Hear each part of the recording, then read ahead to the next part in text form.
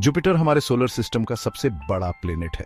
ये एक gas giant है, बेसिकली हाइड्रोजन और हीलियम से बना है।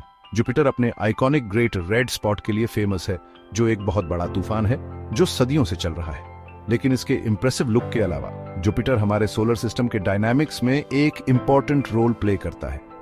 ये एक ग्रेविटेशनल शील्ड जैसा काम करता है, जो धरती और दूसरे इनर प्लैनेट्स को सेलेस्टियल थ्रेट से बचाता है।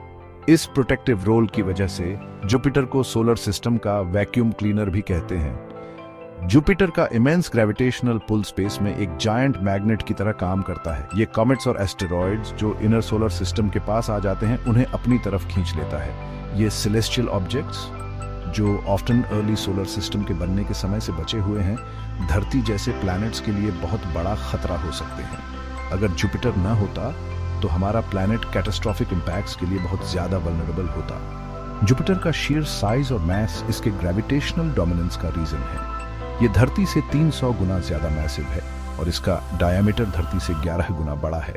इतने बड़े स्केल की वजह से जुपिटर नियर बाय ऑब्जेक्ट्स के ऑर्बिट्स पर पावरफुल इन्फ्लुएंस करता है, उनके ट्रेजेक्टरीज चेंज कर देता है और ऑफ्टन उन्हें अपनी एटमॉस्फेयर में खींच लेता है या फिर सोलर सिस्टम से बाहर फेंक देता है।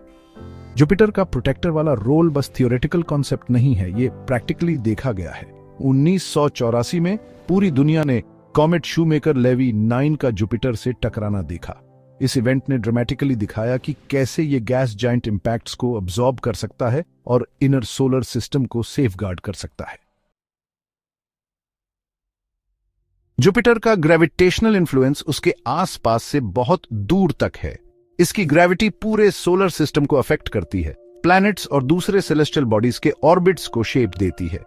ये इन्फ्लुएंस एस्टेरॉइड बेल्ट में खास तौर पे सिग्निफिकेंट है, जो मार्स और जुपिटर के बीच का रीजन है जहां मिलियंस ऑफ एस्टेरॉइड्स हैं। जुपिटर की ग्रेविटी एस्टेरॉइड बेल्ट के लिए एक शेपर्ड की तरह काम करती है, एस्टेरॉइड्स को क्लंप होने से रोकती है, नहीं तो वो मिलकर एक प्लैनेट साइज्ड थ्रेट बन सकते हैं। इसकी बजाय जुपिटर के ग्रेविटेशनल नर्जेस एस्टेरॉइड्स को रिलेटिवली स्टेबल ऑर्बिट में रखते हैं, जिससे उनके इनर सोलर सिस्टम में आने और धरती से टकराने का रिस्क कम हो जाता है। इसके अलावा जुपिटर की ग्रेविटी उन कॉमेट्स को कैप्चर कर सकती है जो सोलर सिस्टम में आउटर रीचेस से एंटर करते हैं। ये आईसी बॉडीज जो ऑफ्टन हाईली एलिप्टिकल ऑर्बिट्स में होते हैं, जुपिटर की ग्रेविटी से इन्फ्लुएंस होकर या तो सोलर सिस्टम से बाहर निकल जाते हैं या फिर ऐसे ऑर्बिट्स में चले जाते हैं जो उन्हें धरती से दूर रखते हैं। हालांकि जुपिटर का प्रोटेक्टर वाला रोल अनडिनायबल है, लेकिन इसका ग्रेविटेशनल इन्फ्लुएंस हमेशा बिनाइन नहीं होता। कभी कभी जुपिटर की ग्रेविटी कॉमेट्स और एस्टेरॉइड्स के ऑर्बिट्स को परटर्ब कर सकती है, उन्हें ऐसे ट्रेजेक्टरीज पर भेज सकती है जो धरती के पाथ से इंटरसेक्ट कर सकते हैं, लेकिन ऐसा रेयरली होता है और ओवरऑल जुपिटर का प्रोटेक्टिव इफेक्ट किसी भी पोटेंशियल रिस्क से ज्यादा है।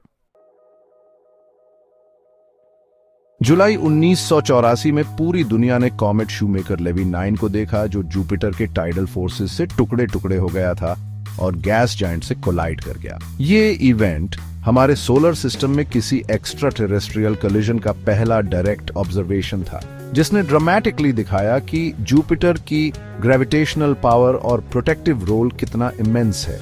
शूमेकर लेवी 9 के इंपैक्ट ने बहुत ज्यादा एनर्जी रिलीज की, जो हजारों न्यूक्लियर बॉम्ब्स के सिमल्टेनियसली डेटोनेट करने के बराबर थी। जुपिटर के एटमॉस्फेयर पे इंपैक्ट स्कार्स महीनों तक दिखाई दिए, जो सेलेस्टियल ऑब्जेक्ट्स की डिस्ट्रक्टिव पावर का एक स्टार्क रिमाइंडर थे।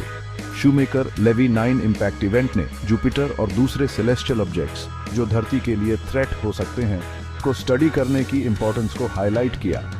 इसने स्पेस में पोटेंशियली हैजार्डस ऑब्जेक्ट्स को ट्रैक और मॉनिटर करने के एफर्ट्स बढ़ा दिए और फ्यूचर इंपैक्ट्स के रिस्क को कम करने के लिए स्ट्रैटेजीज डेवलप करने में मदद की। इस इवेंट ने जुपिटर के एटमॉस्फेयर और इंटरनल स्ट्रक्चर के बारे में वैल्यूएबल साइंटिफिक डेटा भी प्रोवाइड किया। इंपैक्ट्स के दौरान इमिटेड लाइट को एनालाइज करके साइंटिस्ट ने गैस जायंट के एटमॉस्फेयर के कॉम्पोजिशन और डायनामिक्स के बारे में इंसाइट्स गेन किए। कई सालों में जुपिटर को स्टडी करने के लिए कई स्पेस मिशंस भेजे गए हैं। हर मिशन वैल्यूएबल डेटा देता है और इस गैस जायंट और सोलर सिस्टम में इसके रोल के बारे में हमारी अंडरस्टैंडिंग को डीपन करता है। पायनियर और वॉयेजर के अर्ली फ्लाईबाई से लेकर गैलीलियो और जूनो के डेडिकेटेड ऑर्बिट्स तक, इन मिशंस ने जुपिटर के बारे में हमारे नॉलेज को रेवोल्यूशनाइज कर दिया है। पायोनियर और वॉयेजर मिशंस ने जुपिटर की पहली क्लोजअप इमेजेस दी, जिससे उसके swirling cloud bands, great red spot और फेंट रिंग सिस्टम दिखाई दिए। इन मिशंस ने जुपिटर के इंटेंस मैग्नेटिक फील्ड और उसके न्यूमरस मून्स को भी डिस्कवर किया।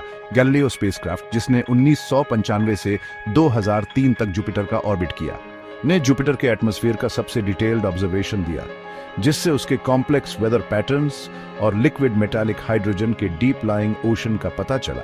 गैलीलियो ने जुपिटर के मून्स को भी स्टडी किया। आईओ पे वॉल्केनिक एक्टिविटी और यूरोपा पे पॉसिबल सबसर्फेस ओशन का एविडेंस डिस्कवर किया। जूनो मिशन, जो करंटली जुपिटर के ऑर्बिट में है, प्लैनेट के इंटरनल स्ट्रक्चर, मैग्नेटिक फील्ड और ऑरोरास को स्टडी करने पे फोकस्ड है।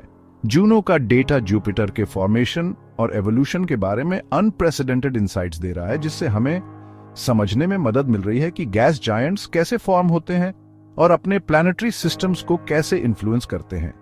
जुपिटर के फ्यूचर मिशंस जैसे यूरोपियन स्पेस एजेंसी का जूस मिशन और नासा का यूरोपा क्लिपर इस गैस जायंट और उसके इंटरेस्टिंग मून्स के बारे में हमारे नॉलेज को और एक्सपैंड करेंगे।